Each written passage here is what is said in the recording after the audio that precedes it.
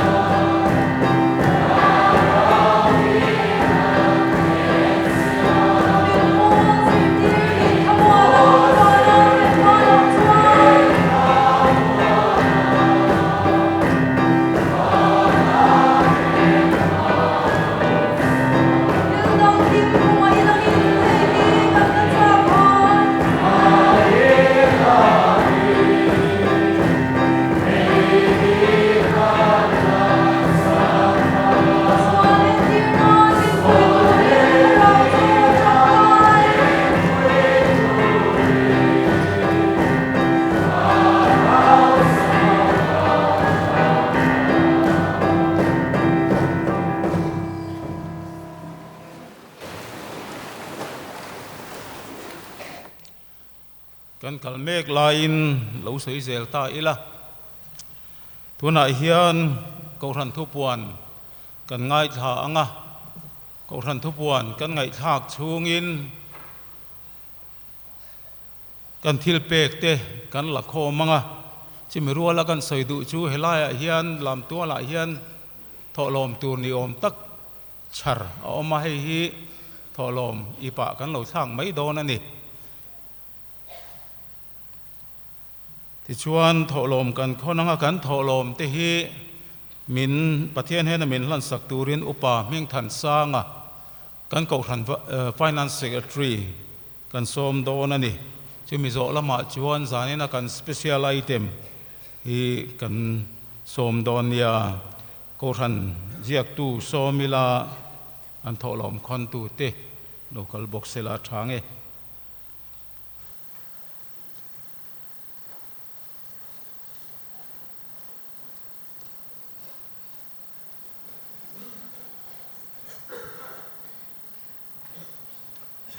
Zanin Beirol Program Thupui Soma Pakhat Lalpa Chanpual Thuhriltu Upa H Lalhmangaihzuala Special Item Solo Pu R Lalrinfela Inkhawm ban ko than zai khawm Hruaitu Reverend H van Lalsiata KTP in Thingpui an Lumang Tunkar Beirol Program Nisom hile Pathum Nisom hile Palile Nisom hile Paruk Thotan ni thole ni le ninga ni zan te hi upabiala Inkhawm turani a thotan ni zana upabiala kan Inkhawm dan tur bial khatna pulal rem hluna sailo in bial ni na pilal thom liani in bial thumna pulal ram ngata in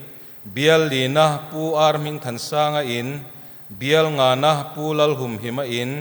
bial rukna PC Thanzuali in bial sarina pu F Malsoma in bial riatna Revival Centenary Hall bial kuana pu H Jamhuaka in bial somna pu Rosang Kima in bial som pakhatna pu R Lalrin Moy in bial som panhina SMTC bial som pathumna Upa Siming Thanga in ate upabial tin Inkhawm turani nisom nile panga nilai zan trantu pu Samuel van Lalzuala bial sarina thupui chung kwa pathian biak ho poimo na thupui hong tu pu si van Lalsiama item primary department nisom nile pasari zirtom ni zan hi chung ko zana man turani Christian chung ko committee ina chung tintena program kan mandan tur chung tina semani khatiang khan mangtheu turin kanin ngen ani kan rem chan thei danangin tran hun kha zandar sari ang tho ani nisom hile pariat in rin ni zan tran tu PF lal ro pui bial ngana thupui fateril rungai thak Thuhriltu PC chongkimi nisom hile pakua Pathianni Puitling Sunday School trantu pulal rimoya bial rukna zirlai somthum pangana Jerusalem ro pui fakna zirlai hi khai khom turani ang chonu nu le pani chairman pastor lal nun moya pachuaw bial tu pastor trantu pithan moi bial ni na thupui min sing tu le min enkol tu laka kan ti tur Thuhriltu Upa Siming Thanga Zai Paul no pangin khom Zan Christian chung koni chairman Upa ke Roseya thupui Christian chung komo phurna khotlanga Thuhriltu Reverend Lalson Kima Zai Paul tleirol Inkhawm bana koshan Zai khom omanga Zai khom Hruaitu Upa lian sailova koshan pavalai Paul in Thingpui an Lumang nisom ni le pakua Pathianni hi Christian chung kwa nu le pateni chuna man turani wangin masi zangati no pangin khom le tleirol Inkhawm te asrangin om lovang tunkar zing trong trai Inkhawm Hruaitu turte naktuk thotran ni zing PC Lalzar zovi tholeni pilal lupui ni lai ni upa Isaac Lalrinfela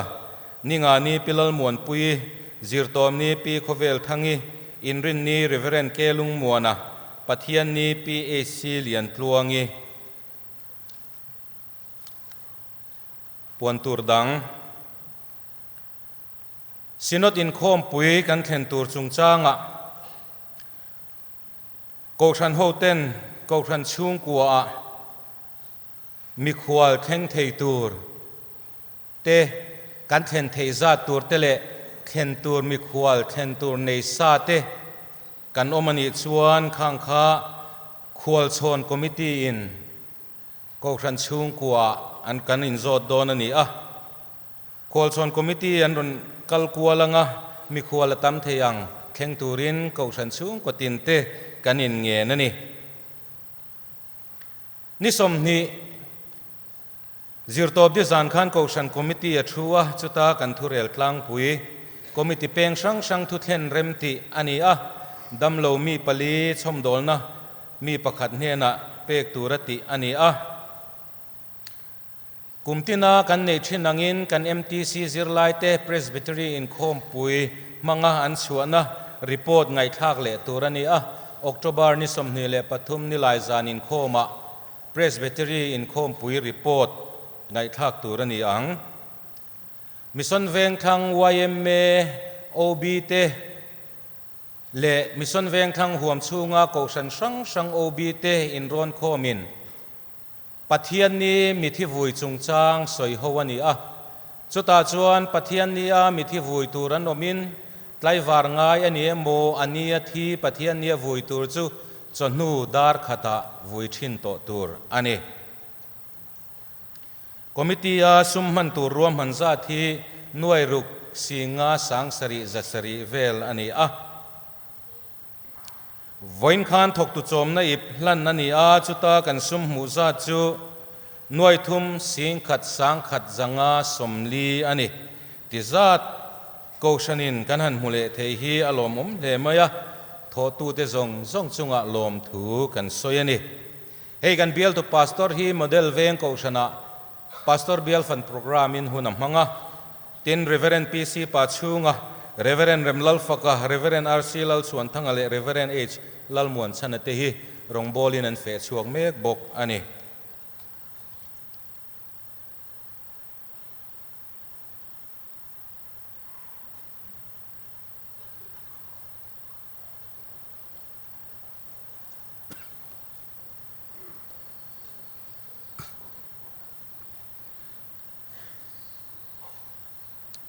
trong trai ang u lalpa kan pathian zanina imi te nangma betura I in thiang hlima min Hruaikhawm le wangin lom thu kan hrila che ima kan lo kalin imal somna kan dona tangin kan rem chan ang tang kasum ima kan ron king khom le a nangin I ro puina min man sakla akol tu ten him takakolani a aman na tur di taka manani theina turin ikut thiang lima kan lalpa Jesu Krista mingin kan hlana che amen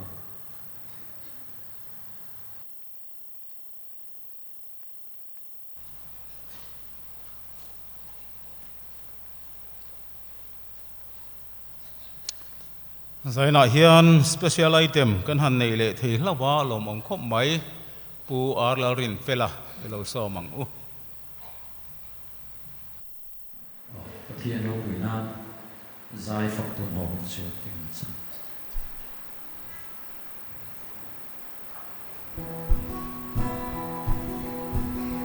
sa tuần akan nina giải phật tuần hộ hun chua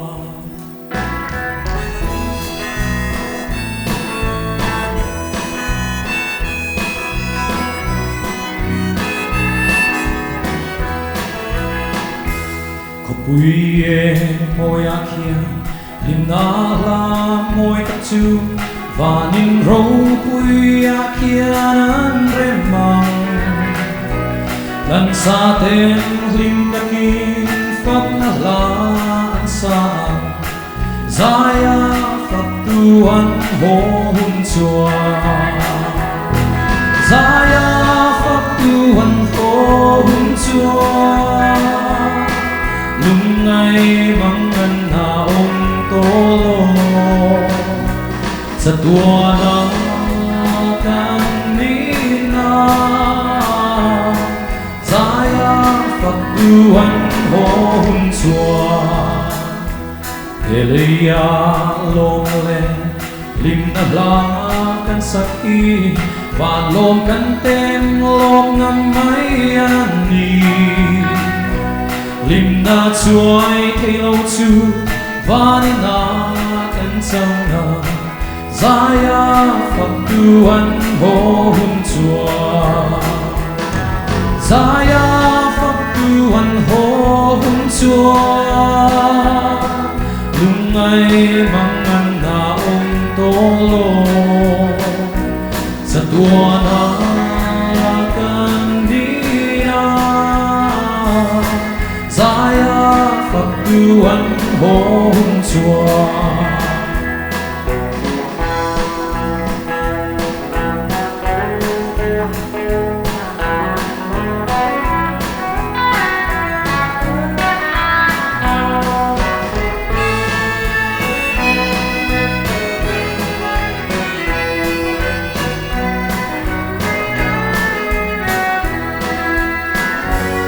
Chúa ta chân Chúa tên Hallelujah Amen tin nè na lâm môi an sa tin lung lom lệ min phật la an sa Zaya phật tuan ho hun chua Zaya phật tuan ho hun chua Lung ngay mang ngân na ông tô lô Sa tua na kan ni na Zaya phật tuan ho hun chua Zaya phật tuan ho hun chua Lung ngay mang ngân na ông tô lô Sa tua na kan ni na Zaya phật tuan ho hun chua Zaya phật tuan ho hun chua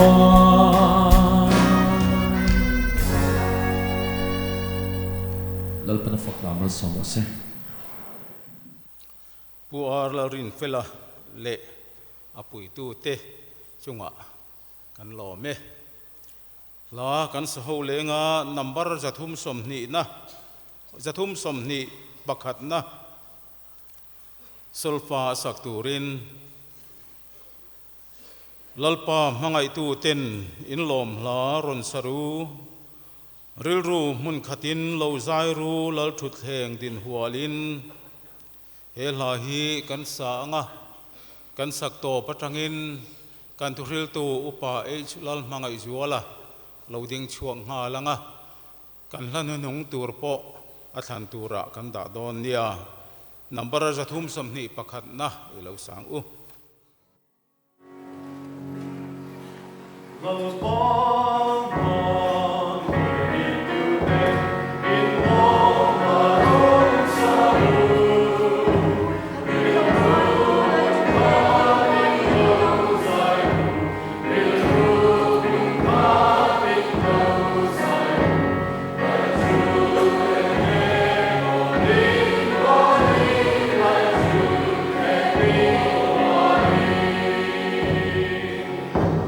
Zion.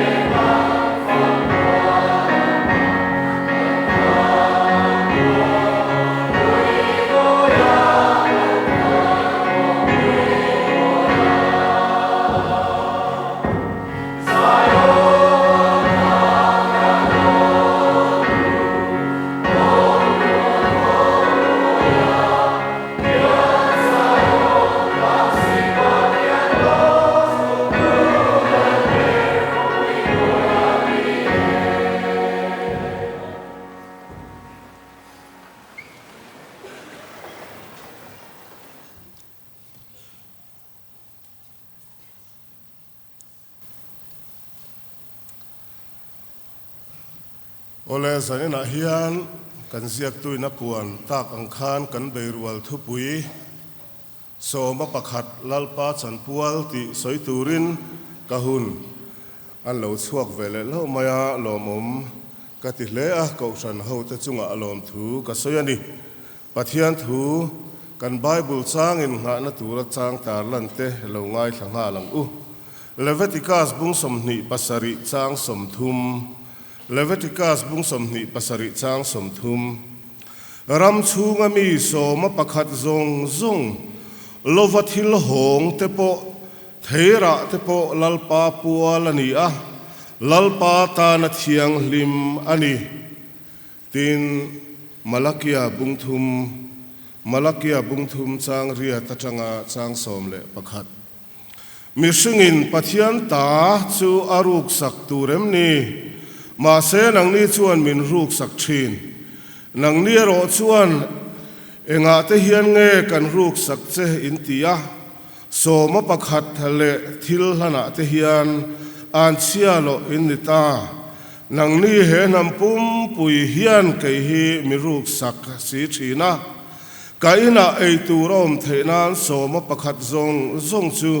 tholom ina aron la ro van tuk ver te chu hon sak chewin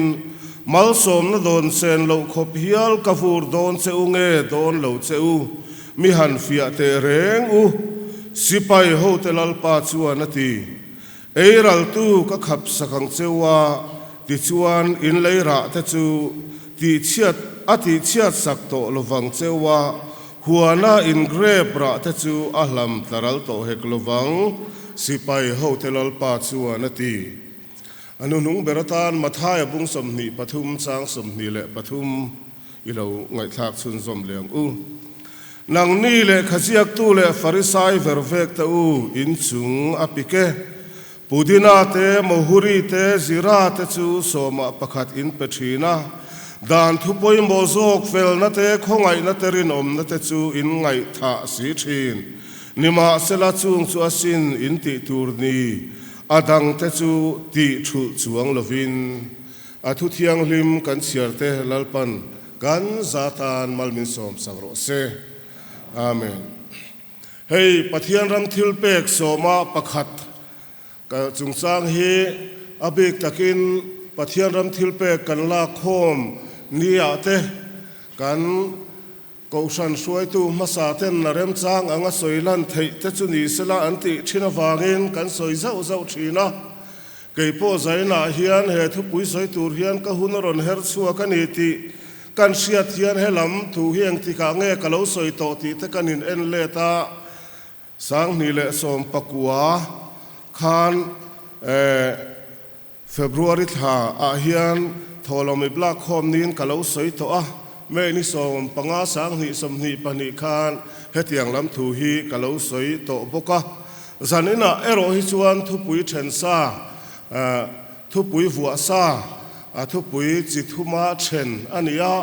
hemi then ang zul zui hian soi mai kan tum do na ni pakhat na chuan soma pakhat pe khi ring tu ta chan pual ring tu ta ti turani ti ani a lalpa chan pual soma pakhat pe khi ring tu te ti turani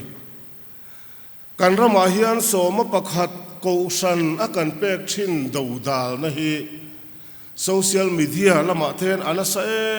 em maya mu tura tam hle maya mi thiam le mi ngai san mi langsar tak ko san bel lem lo ko san ngai na lem lo te hian an ziak tai ma phian dua social media a in nia lui na te an chok chuak thina kan ko sana big takin be nan te po hian an mang viau thinin ka sia a thu thung thara zirtir na so ma pakhat chutiangin an ziak poimo to lo ti te tin a ko san na pe kherangai lo mi har sa te pek mai tur ti zong te a tranfung siamin hetiangarun soi na hi tam tak a om thina keipo zaina hian he thu soi tur ka in bua sai lai hian Facebook lama hetiangan post ka chan na ก็ชานเวเดวดูอันปะคัดที่กันหายช่วงแต่งก็เทียกะซงอ่ะก็หายช่วงเลยทีละว่าเฮตียงอ่ะกูชนะสมปะคัดกันเป็กอารอนสวยเซลถ้ากะลูชานน่าเตียงซงเฮียนกะลูช้างเวเกยจูไบเบิลจิรตีนะฮิการิงะทุทุงลุยจิรตีนะทุทุงทาราจิรตีนะตีซงเฮียนกัทเฮียร์เวงไงเราอาจารย์สุลาลิส่วนด่านที่พวกเราตัวเราคัลกันนี่เราว่าด่านที่ฟัมกิมตัวโซก็เราคัลกันนี่อติมิสิงนี่ช่วงอินฟัมกิมเทหาเราไม่ละการเทโตปะไบเบิลจิรตีนะสุยฮีเองติกไลปอนอาหิมเบรเซลินกัสยากาอินะไอตัวเราเทนานสมบัติขัดซงสุดโหลมอินารอนลารูที่อันนี้ฟังอินมุนดังมันจีอันนี้เราที่เฮเราปันไล่จังกันนู่นเล่ป้าเทเลกสันเฮาเทกันอินซิรตีร์นะอันนี้เฮ้กลับปมเร่งอันนี้กัตยาชิเซลนัทหัวเตชุงกัวมินเอ็นโกนั่นแหละมินสวยนะคงปัทยานินคงตินเรงามัลสมนะมินวูร์เซียเตข้างไอตัวจางเฮียนกันฟ้าเตนเฮนาโปสมปะขัดฮิจูโกชนะเป็นไงตูเฮียนกัจิรตีชีตีอินกัจางะเฮ้กังไอดานเร่งโปอันนี้เฮติตักมายาลัลปาจันปัวโสมปะขัดอินเบยอันโตกชินฮีเองชันเนียงโอตีซองเทียนมานี่เลมานี่อินโซตินข้างไงตัวเวชีนะลัลปันวานตุกเวรเตจุฮอนสักเซวินมัลสมนะโดนเซนโลคบฮิอาลกาฟูร์โดนเซอุเงโดนโลเซอุมินหันฟิอาเตเรงอุสิไปเฮาเตลัลปาชวนตีงะตาสอยวากยันลัลปาเนดจังอาบัลสมนะกันโดนตักฮิดิอาบุลาฮิอันอาลาวเลอันอีโดนฮิลัลปาเนนจังเฮียนมัลสมนักันตรงงาอามากันฟักงาอาตานกันนุนกันเปียงที่ฮิดีอาบุลาฮิอันอาลาวเบมาชูฟังชวนอัพลัดโฟนในเร็มซานอังเฮียนมันรัวมันเทเตมังอินเฮกูชนะโซมาประคัดกันเปกชินลัลปาเนนกันลันชินเตฮิอาลูดูดาลเวอันนี้โดนฮิอาที่ซองเทียนกังไอตัวชีนะลัลปาจันปัวโสมาประคัดเปชินมีเทียนอันทรงช่างเอ็มเสลาอินชีรสิมตาฮิตูมาอนมกันเชลมลัลปันวานตุกเวรเตหงามัลสมนามินเทียมามินันฟิอาเตเรงวัตินังัดข้านี่วางินลัลปากันปัทยานีนัทัวพัดสันงายสิลว่าทุติยามาเฮียนดิ้งเฮดซีจูวากชวนตะกมังงามเตจูอันเราลุงโอยเซลชีนาอันล้มเซลชีนานี่ตีเดียบลเฮียนอัดเสียงเอ็มจูวางชวนเทละกงเฮียนเราดูดาลเวชีนานี่รงบอลนาเฮียนคอมมิตี้กัลตั้งอินรัวซีซันเดย์สคูลซิร์ติร์ตูกันตีเทจันตูทุชิลตูนิลายทุปุยฮงตูเฮ้ซับคอมมิตี้สังคอมมิตี้เมมเบอร์ตะกันอินรัวชีนารัวกันเนี่ยฟังอินกันติโลถึงชีนาลูกคบไม่ดินปัทยันรงบอลนาเท้าเฮียนรัวกันนี่ฟังโปนี่เรามานี่อินเป็กนำมังติโลถึงจีฮิตามตะกอมาแห่งอินโคมเตปัทยันฝักเลโจยโมยกันลามเตโมดินมิฮาร์สโซกันจันปุยชินเต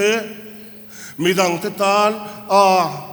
มีโกมตัวระปัทยันทัวโกมตัวระกันนั่นจงใจตัวระกันสวกชินเต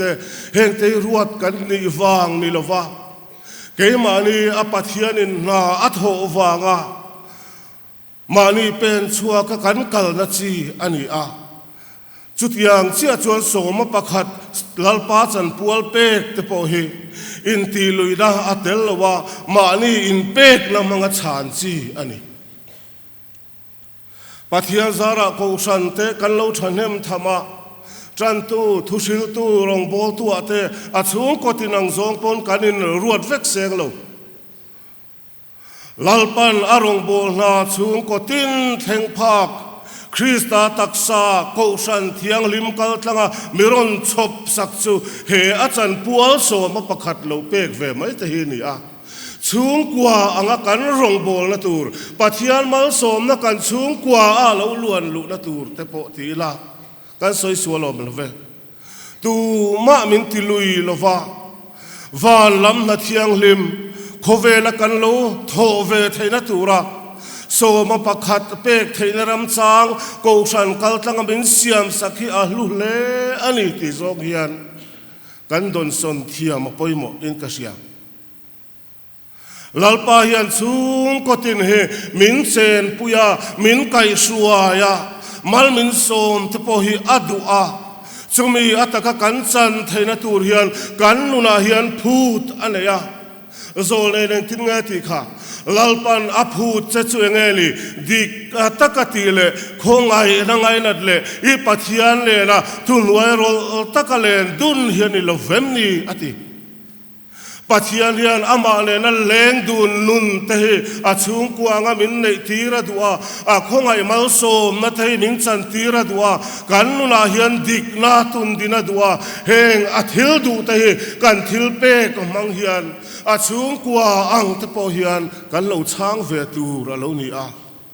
จู่ชุงกว่าอังกันรองโบลนะตูลุดตักเหล่าดีโคเวลกันอมชุงเฮียนกันเปลี่ยนสวติรอาจังกันทีนี้มินฟุยนี้เท่งามิตินินกันมาโมเอเมเวกซูซุมเฮียนยาฟังเงิน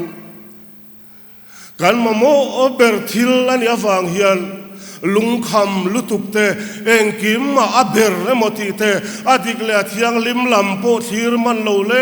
กะอับโบยาอมไม่ปักเตหิทิโลสัมตักอาเลวนี้กันไบเบิลชวนตั้งกระสุมไงนะที่สวดตินแรงบุลนิทูมินศิลาสุมเทียงลิมโลบวยปุยานาโทพูลว่าโวยเลขัตเลนทุดเล็บเจ้านางจีเตโสดกัดมังสุมเสียมนางจีแรงแรงเตหิ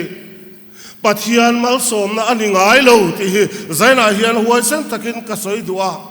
เฮติยังอดโลตูเฮียนเฮติยังที่ไรน้ำหน่อยโลตูเฮียนกันกงชันอินทุนุนดานาเตโปกันอินซิร์เตชีนั่นนี่ปัทยานถูไบเบิลละกันมุปัทยานมีทัจันสินนาเฮียนฟิอาอาตะกินทิลตัมตักสอยตูระอมปัทยานถูไบเบิลละกันมุเตเฮลัดเทววานรำกันเทนหุนาตานาตินโซนงดตูรามินเปกันนี่ละว่าเฮโคเวลาตะกันมันตูรามินเปกโซเฮียเหล่านี้เฮโคเวลาดิกนารินอมนั่นเลนาตะกันมังตูเตเฮียนวานรำตักจูอันละจังโซกเซลโดดนี่กันสุมโถชวงอังเตหิอัตเลเมโมอัตเมโมดิกาตะกัดจิบายลัลปากันบุกละตูรันิพิอาลมากันนุนมินฟิอานานะลัลปันอามันโฟชินันิติหิใจน่าเฮียนกันเชียทาร์กดุตูนมาลามาปัทยานรำโทลมจันจินเวลแต่กันสอยก็สอยเวจางเฮียนลัลปาจันปัวโสมาประคัดเปปัทยานินมาลาสมเดวเตอันสุมโดนนาทีมุยงิลเตเช่นขัดเพจวนมานีจันจินเตอันมิงเทปูลำเตนกะเลาสอยชวกโตชีนาลัลปาอัทุติยามาดินเนเซียเอนติรนานใจในรอจวนจุดยังซองสอยลันเคร์สุขตุมเลมลวะมิงอินลำชวกซองชวนไม่รอจูกันนิตินไอซอนนักว่าสุมเอ็นกอลน้ำมุนแบงค์ละมากุมสมทุมชวงเซต experience แต่กันเล่าในเวทมีช่างสุมดงเลียนเดวเตอินดัสทรีเตนาวเดวดินเตสุรการนัดหกเตสุมโดนนัดเตนาวคอยบาซาร์ฮอคเกอร์สอินพาวเตจุดยังเตเรวเตจังอาเลียนตักแข่งเฮียนโลนกันเป็กตูเตเรเรงให้กันซิร์เจียงชีนะกันอินเตอร์วิวกันโกมชีวัยนี้วัยทุ่มวัยลีลายกันเป็กแต่อันยาเชนเพยจูมีโหลดถึงเละมีดิ้งชวกตักแต่อันโหลดลินนัดจุงสางกะกุมนาเรงอาเฮียนปัทยานรำทิลเป็กอันเป็กดานให้กันงานเนี่ยในซอมฟักเหล่านะกาโซเตลเคร์ชีนะกาโซเดวเซลชีนะอามักอังเรงกัตยา so ma pakhat pek ngai poimo tak hi mi lo tling the an lo ni zel atam zo khi chuan kan nu le pa te atanga kan in fuina kan in zirtir na ni he chu kan hlam chia ngai lo heta tang hian pathian mal som na te poi kan dong te hi anti china mi pakhat sum den don na te naw de le ka bul than hi thanem hi anga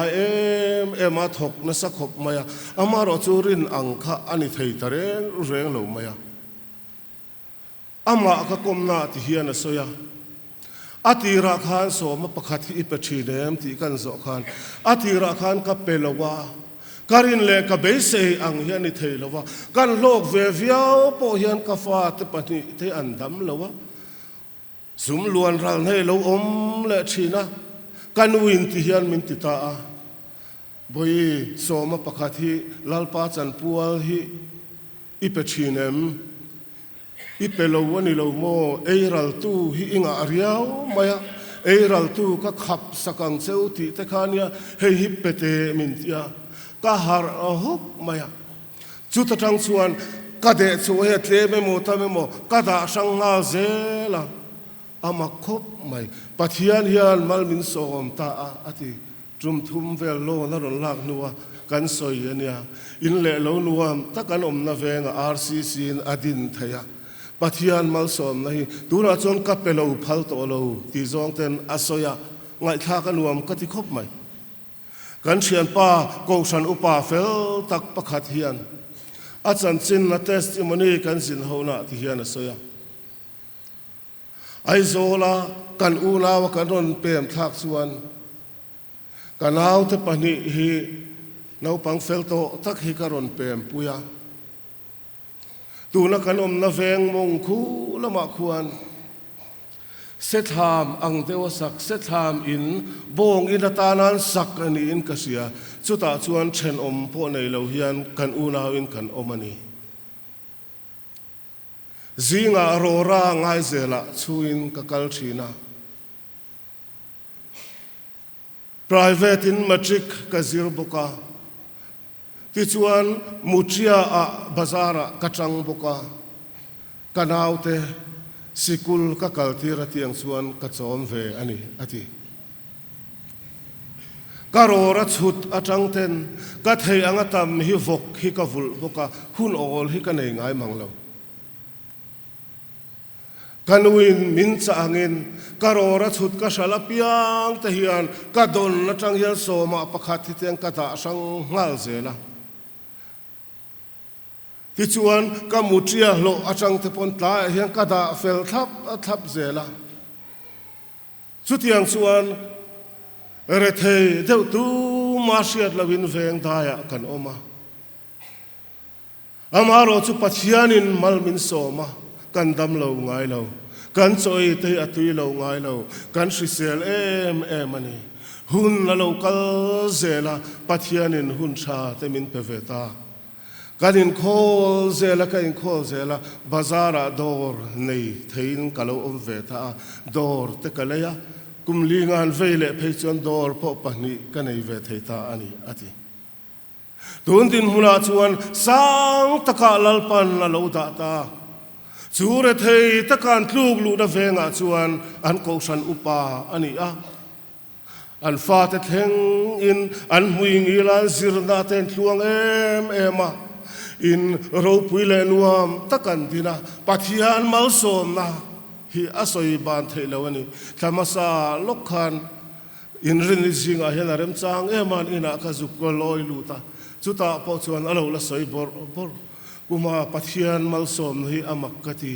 hei in le lo ba ka bas te hi pahni kan nei to sin lati city bus solai kan veng thenom kon lai son rem chang kan hua in sum don la rem chang te hi mun kan le hi kan rel me kam min va mu puir o atia alim em an chunga pathian that zia le mal som an don la sat zia asoi bang theilo tun hula hian kan tho chua te lo puna kan buingi la midang te tan po lalpa man ruwa mal som na ni tura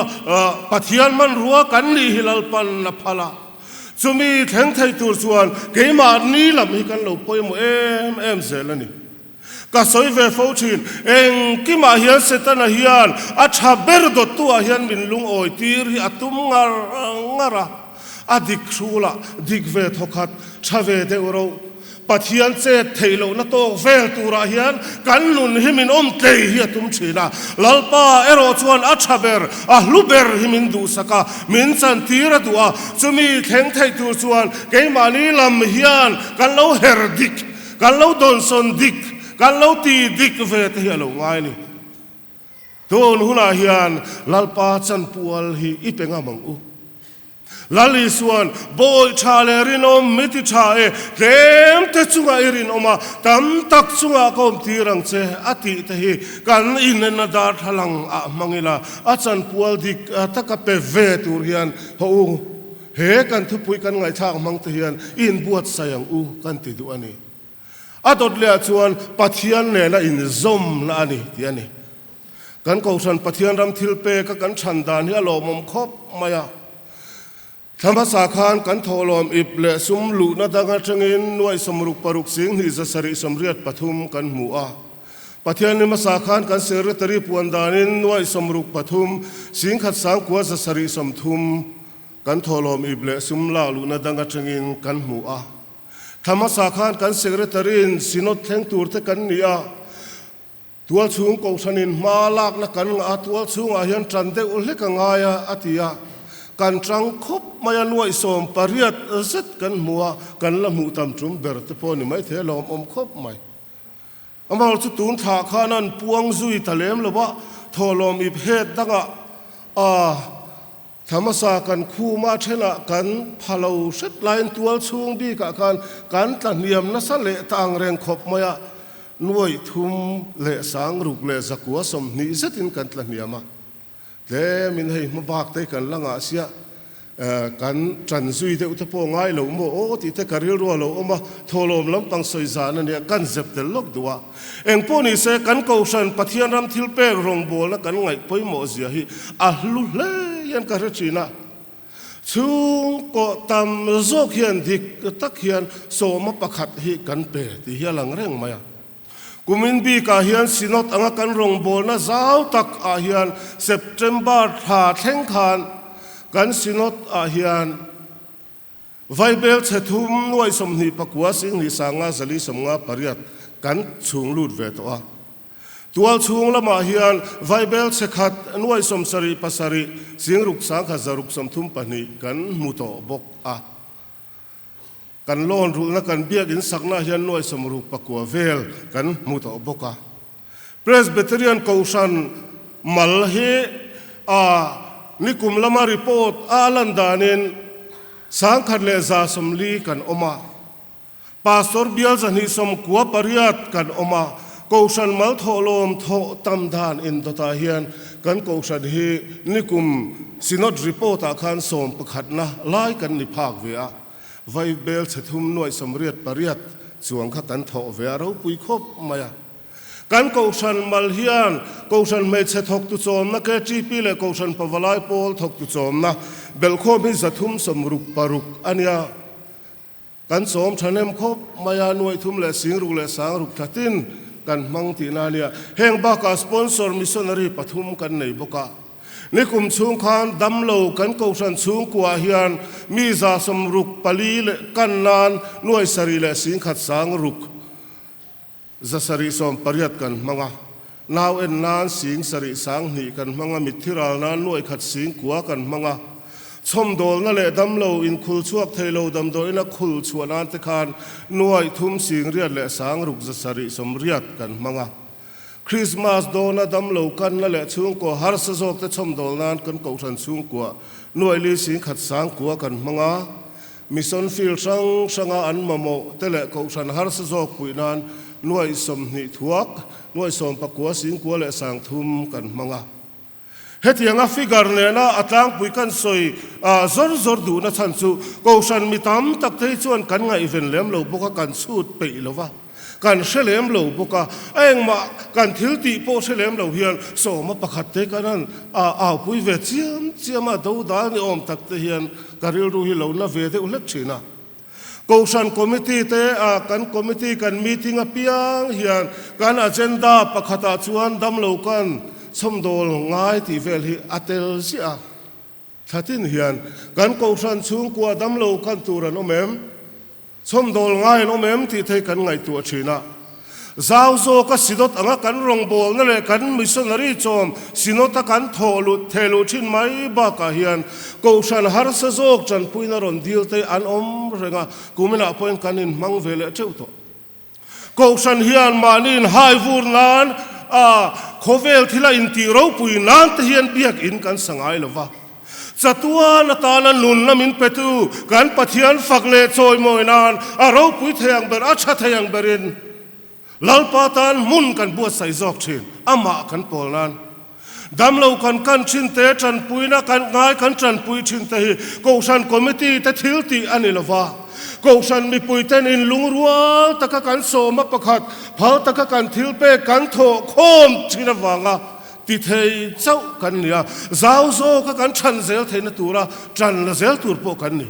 lali suan heng bite berta chunga in ti hi ka chunga ti ni ati hi kousan mi te hian a kousan kaltlang hian kan theyang tokin kan ti chin zo kani ti te hi he thilpe rong bolna kan soirual hian kan siat tel ve hi a tha in ka sia social media te kan au pui ve chiam ngai lem lo Pathian nena in zom na nun kousan a hoten kan nei theina turin a thei kan tlin tok ang zelin committee in uluk taka ngai tu in hetiang kong a hian ke kan penchi tu temba hian damlo kan chanpui ngai te chanpui mit thiral te thleng hian ti ve bok thin mai la kan duang in kan ti tak theilo thanem lo hi kan in tiam vek kousan kaltang hian kan thayang to ka hetiang kan thilpe Inkhawm ma kan set chuan te kan za thilti ania chuwang chuan heng rongbol na te thanlen zel theina turin a soi sel tu di lowin kousan committee fin chua tu te poi kan ni zel zo khe poi moin ka sia hun akal chak du khom mai a pathum na a then nu nung bera chuan thu thung thara zirti na chuan thilpek thul lawa fel na khongai na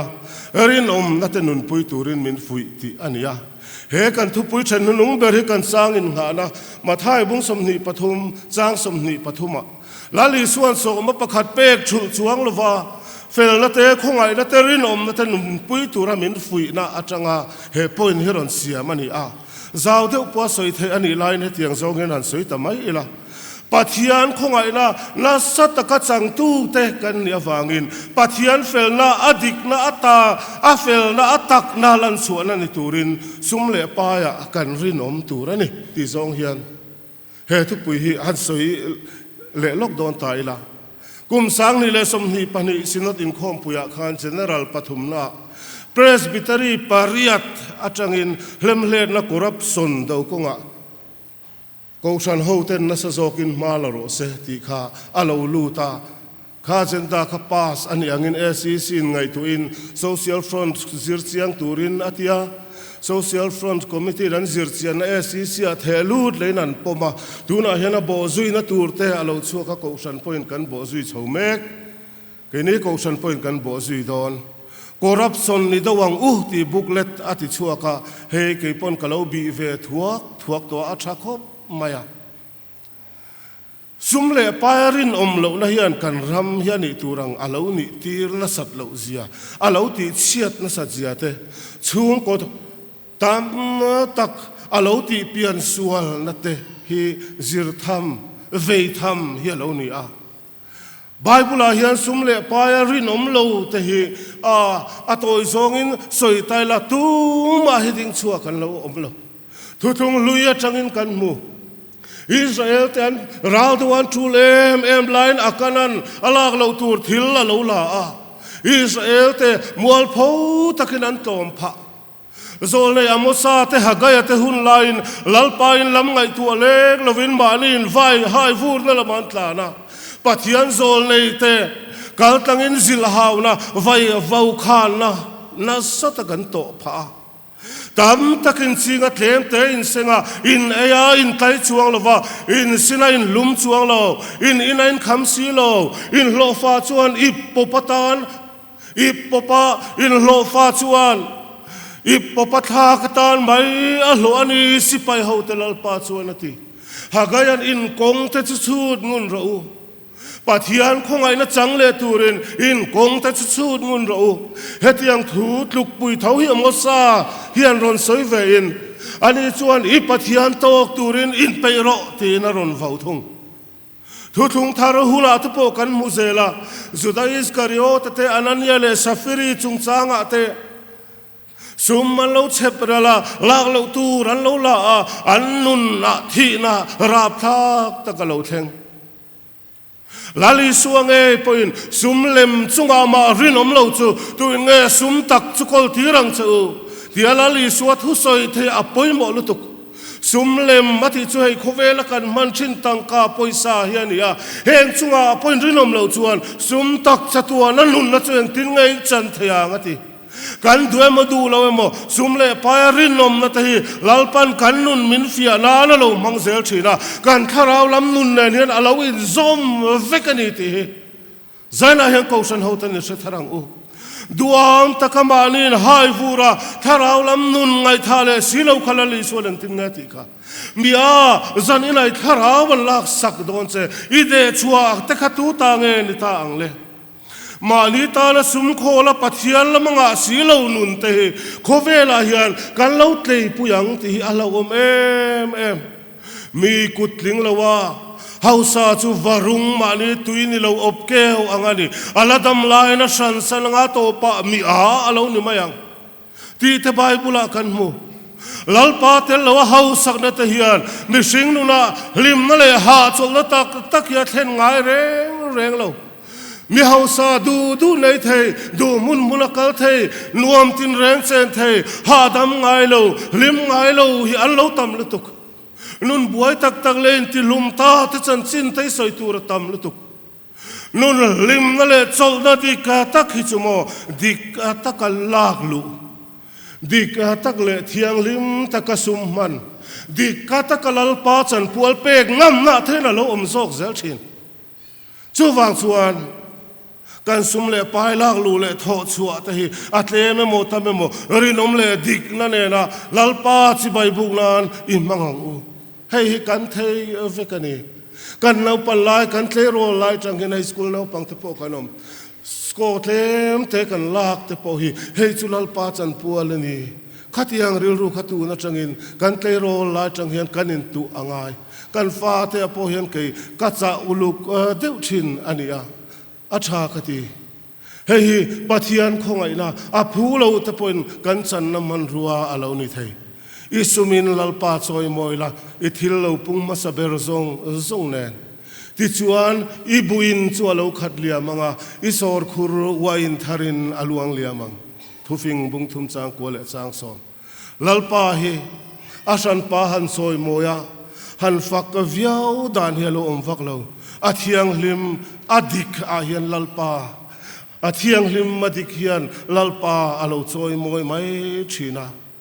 chutiang atanarin om thanuna chuan lalpan ati tur helo ti ve thin ani rinom le fel taka omin nitin rong I bol tatang aro pui na chang ve turin dam chung hiani beiselang lalpan thu kan zatan mal somro se amen kan lan hunungatan sali samkua pangana ka kan lo hawange